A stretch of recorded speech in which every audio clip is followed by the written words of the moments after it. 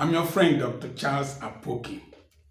A few days back, I had a disagreement with my wife, or quarrel. We didn't shout at each other, but she was angry with me. She came from work and wanted to narrate a story. And she was going around as usual, like a plane that wanted to land in bad weather. And nowadays, she doesn't realize that my heart, my mind just needs peace, and I'm not able to tolerate and entertain stress or bad news like before. And as she started, trying to create anticipation by narrating from very far, I said, please, can you just let me know what happened? She got offended. And me too, I didn't care. I'm the only pastor that has quarrel with his wife. All other pastors are spirits and they're very spiritual. But you'll be surprised. I'll make heaven. Dr. Apoki Biakwalozo. Now, I reflected back. Before now, I could handle any stress. When you are young, you will put yourself under so much pressure to break the yoke of poverty, to break the yoke of stagnation, to maximize your life. For people like me, to break the yoke of inferiority complex, break the generational poverty, break mockery, break so many things, break illiteracy and everything in the household where I come from. So you put yourself under so much pressure. I will drive from Lagos at night with cars that are unregistered. From Lagos to Aba, I will arrive at Aba 5:30 a.m., 6 a.m., go into the theater, still do surgeries, maybe go to Akwa Ibom to the other clinic, come back. I was putting this body under pressure because the Bible says, bear the yoke when you are younger. And so you will realize that you will reap the dividends of this labor or labors in old age. But at the same time, the stress on the body also accumulates into old age. And so most men don't know this. So they keep putting themselves under pressure to do one thing or the other, send the child to the UK, naira price, pound prices, value will go up, and you are still stretching and stretching. Number two, to drive throughout the night from Lagos, to do some of those surgeries. I will stay with my wife in the theater, do several surgeries in a day, remove big fibroids, do intestinal anastomosis and all that. Standing and seeing blood and all, doing all that, it puts pressure on your mind.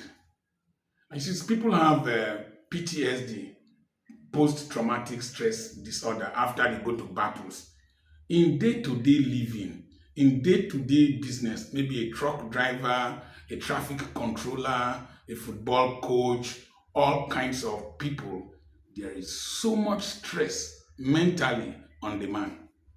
And you see, when they talk about cardiac arrest, there's something called burnout syndrome. Burnout syndrome, the life of God in you just extinguishes, gets burnt out like an electric bulb, and then it extinguishes. And so when you are laboring as you are young, as you get to 40, 50, start having long-term plans, investments, such that when you reach 60, you don't put this body and you don't put this mind under pressure.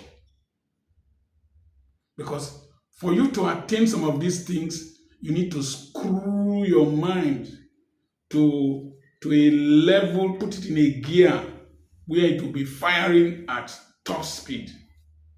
And if you don't take time, you can burn the clutch. You can burn the gas selector. There was a custom officer controller that was brought to appear before a panel. He collapsed and died there. died in front of the panel. The system had been overworked and he died. That's why most men, several men, die without eating the fruit of their labor. One of the things I realized as I crossed 60 and I'm approaching 70, I have not intentionally created any problem for my family. In fact, I made a vow that I will never go to that police station in this town because of my problem. And I try to avoid child problems because I know my system my emotions have been overworked. So you will now find out that if you receive 5 phone calls in a day at this age, 4 of them are people asking for financial assistance for a problem that you were not there when they started creating it. They are asking you to come and preach in a conference that you will need to travel long distances to go to, and they are not willing to give you good hotel accommodation. You are sorting out problems between husband and wife. You were not there when they fell in love. And then your family members are bringing problems that you had cautioned them about to you. You will now see that these men die without enjoying the fruit of their labor. And some of you men, in a bid to provide for the family, to make the family survive and all that. I was watching a video of a man who was with his family in London. They sang the song to thank God and all that. And before then, 9 years before now, he had issues about debts and this and that, quarrel with one other person. He was even a senator. And then he collapsed and died in the UK at a very young age. The system has been overworked. And when you die, these things you worked for, you don't even know who will manage them and how they will be managed. Recently, somebody I'm much older than just collapsed and died. And the children are now fighting over his properties and all that. Men, listen. Women handle stress better than men. It is their design.